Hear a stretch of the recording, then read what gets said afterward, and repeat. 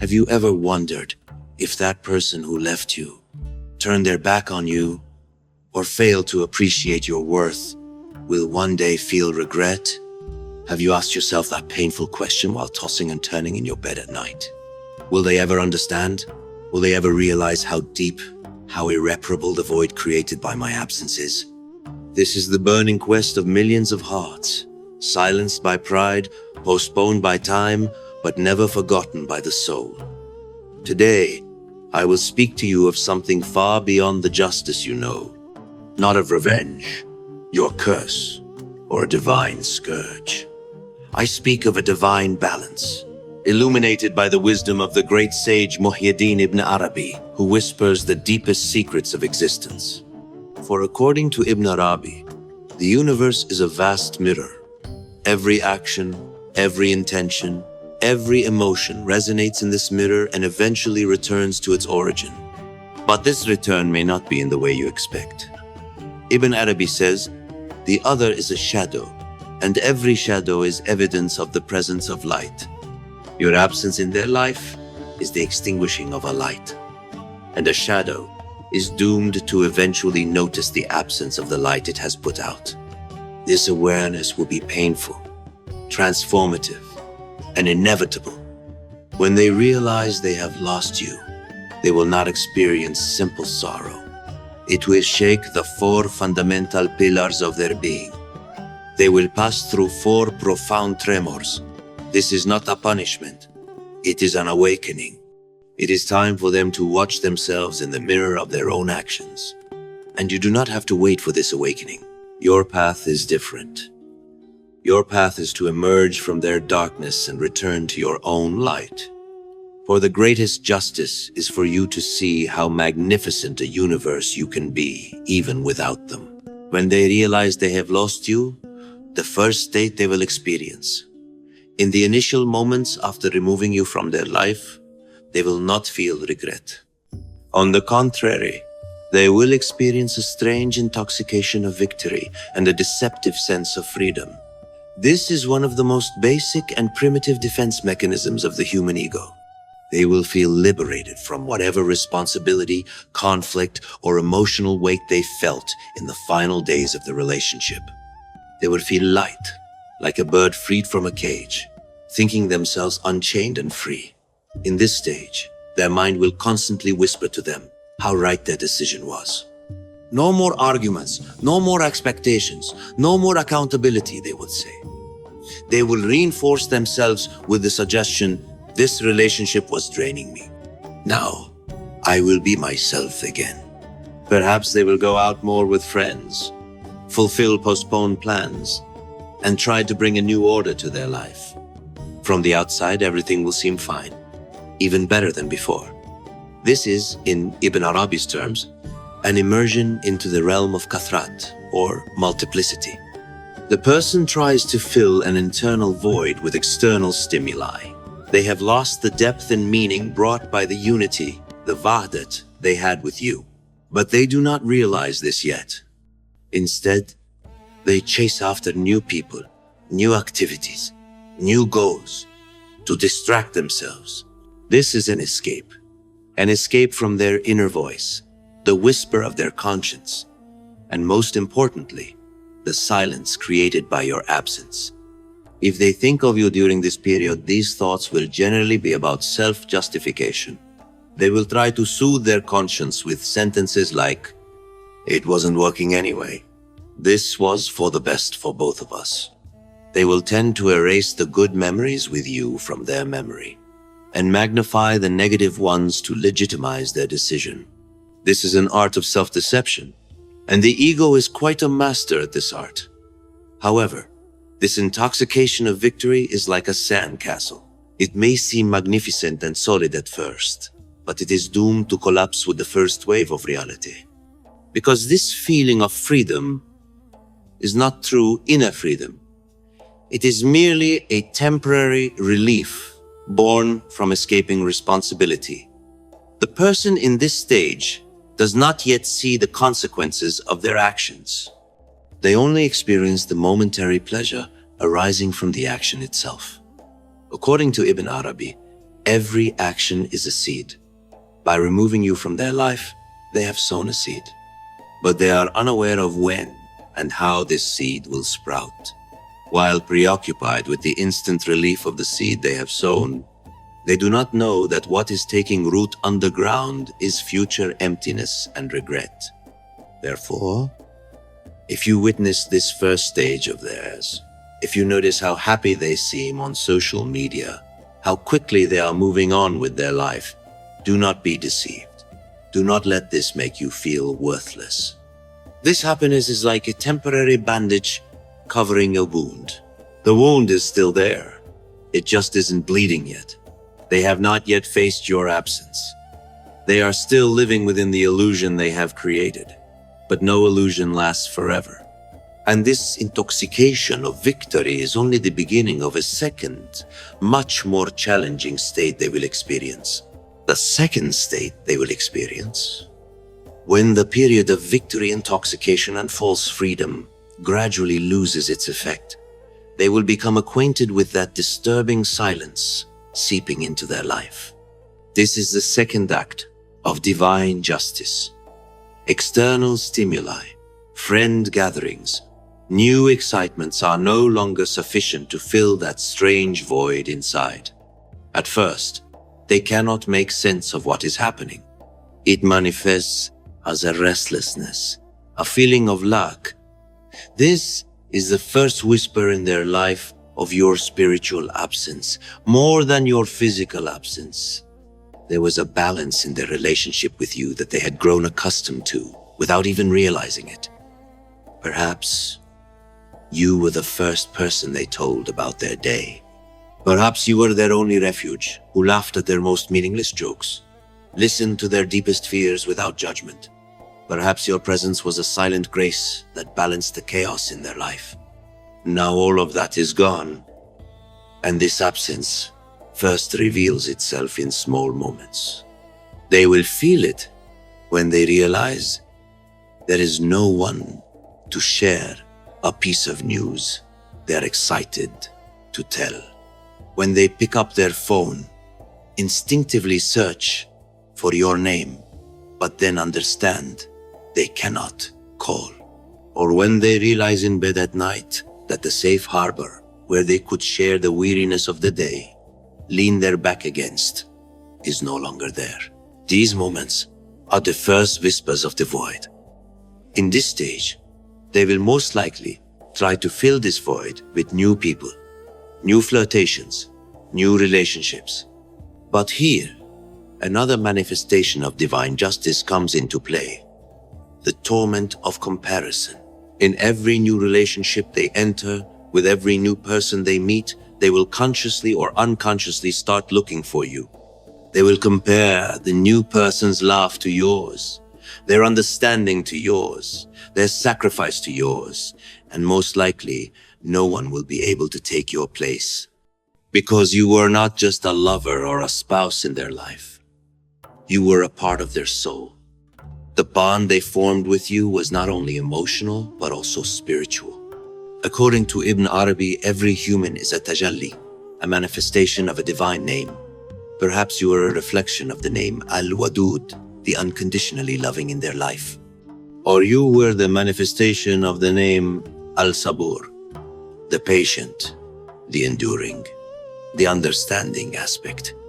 Now they are deprived of this manifestation, and no other manifestation can fill that void in the same way. This torment of comparison will gradually consume them from within. The new relationships they start will remain superficial because no one can give them the deep bond they had with you. They will feel misunderstood because no one will accept them with their flaws, shadows, and weaknesses the way you did. Everywhere they go, in every body they touch, they will seek your ghost. This is the stage where regret has not yet materialized, but its seeds have been sown. They are not yet sad about losing you. They are only disappointed that they cannot find someone like you. The ego is still in charge, and instead of looking for the fault within themselves, they may think they just haven't found the right person yet. However, This search will only lead them to more loneliness and emptiness, because what they are seeking is not someone else, it is you, and you are no longer there. The whisper of the void will turn into a scream over time, and this scream will force them to confront their own reality, the consequences of the choice they made. This confrontation will happen in the third and most shocking state they will experience. The third state they will experience. This is where the most distinct and shocking manifestation of divine justice occurs. After a period of feeling emptiness and the torment of comparison, the person begins to directly experience not just your absence, but the consequences of their own actions in their own life. This is the very heart of Ibn Arabi's teaching that the universe is a mirror. The universe begins to speak to them not with your absence, but with the reflection of their own actions. The answer to the question, does everyone experience what they made others experience, materializes in this stage.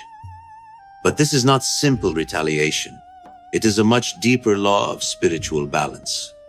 If they were ambiguous towards you, present one day and gone the next, the new people entering their life will begin to show them the same ambiguity. They call one day, are silent for 3 days, just like they did to you. This experience will anger them at first. They blame and complain about the other person, but after a while, in this repeating cycle, they notice something familiar, the echo of their own behavior. If they ignored your sacrifices, your efforts, your love, if they were blind, then the people entering their life will begin to ignore their efforts and sacrifices at the moment they need it most. When they most want to be understood, they feel invisible. At that moment, they begin to understand what you felt. The most painful yet instructive form of empathy is to experience it firsthand. If they lied to you, strung you along, or plotted behind your back, the universe presents them with relationships that make them experience the same feeling of insecurity. They live in constant suspicion.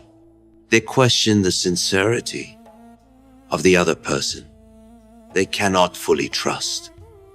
They live with an unsettled state of mind, a fear of being deceived, just like you experienced.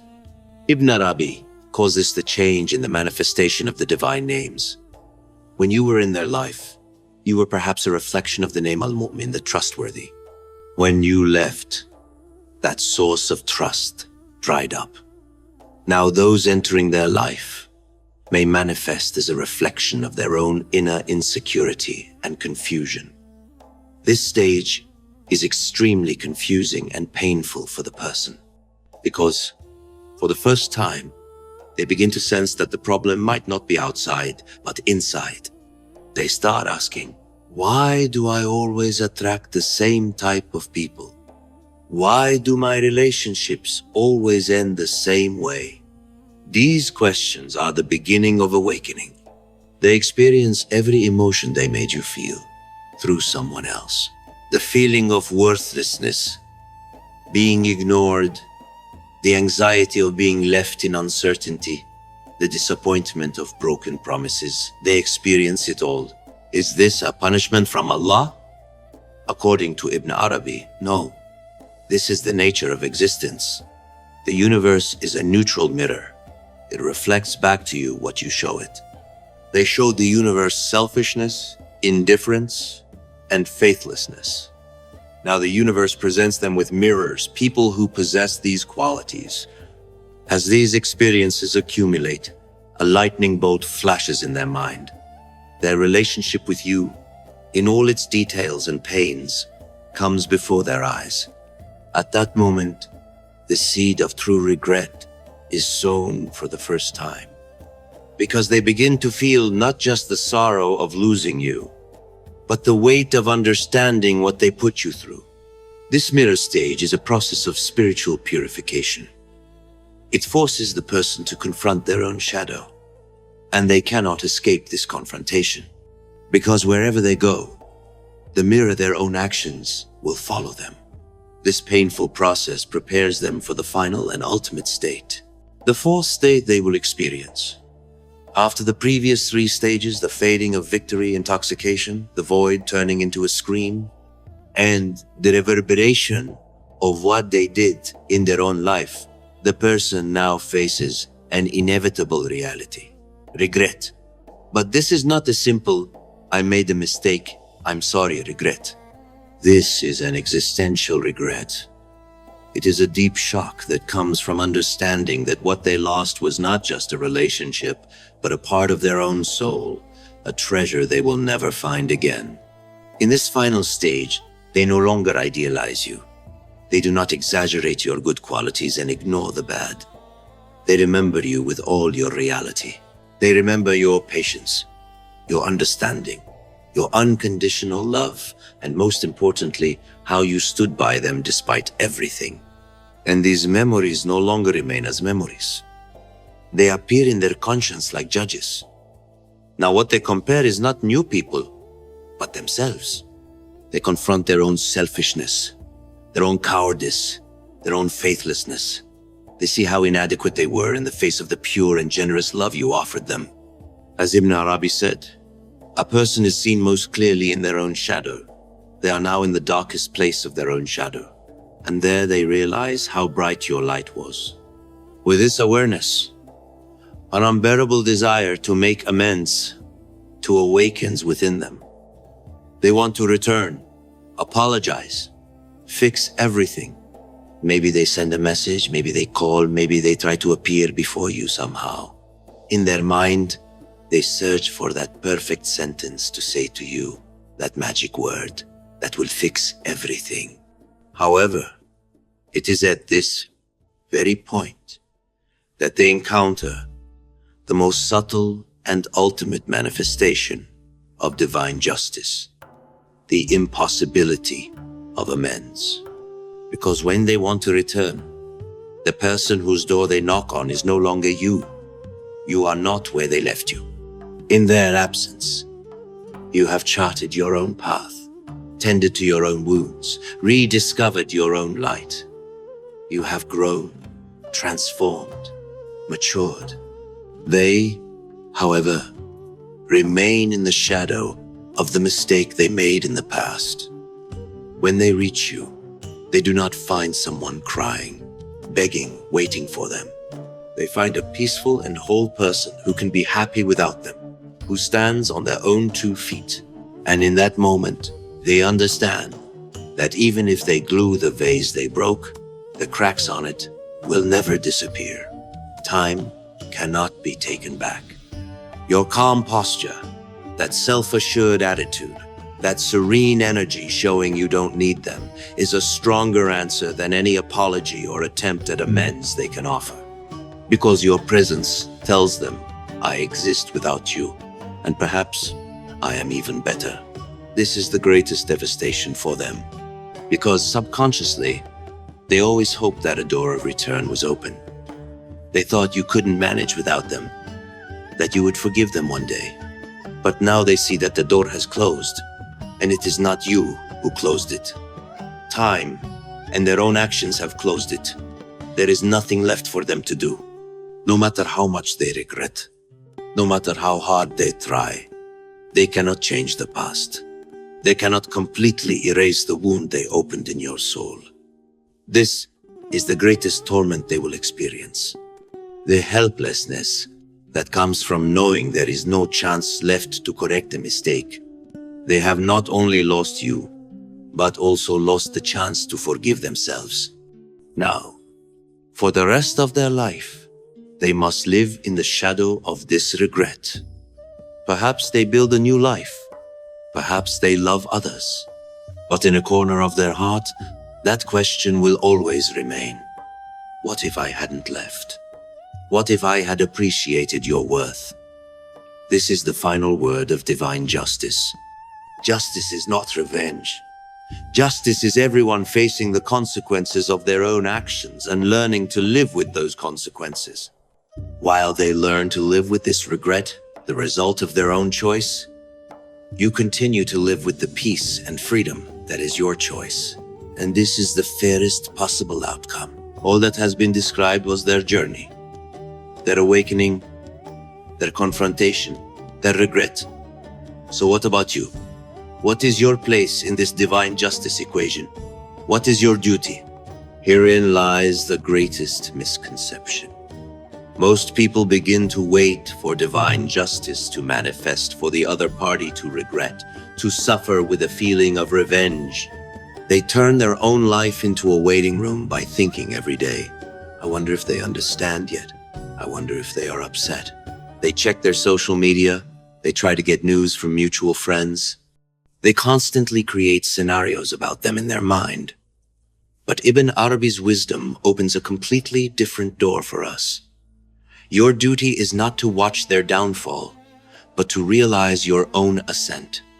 Your path is not to get lost in their darkness, but to brighten your own light, because the universal law of balance works according to your energy. The moment you withdraw your focus from them and turn it to yourself, you set in motion the most powerful part of divine justice. Imagine a scale. On one tray is them and their actions, on the other tray is you and your energy. As long as you keep thinking about them, sending them energy, you actually make that tray heavier. You unknowingly keep them at the center of your life. This lightens the spiritual burden on them. But when you completely turn your focus to yourself, you withdraw your energy from that tray.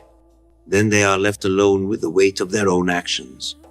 It is then that the scale begins to balance fairly. Your journey is not to live to see their regret, but to prove to yourself and the universe how whole and complete you can be even without them.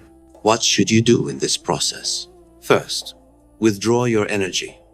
This does not mean harboring hatred for them or blocking them. It means mentally and emotionally shifting your focus from them to your own life, your own goals, your own soul.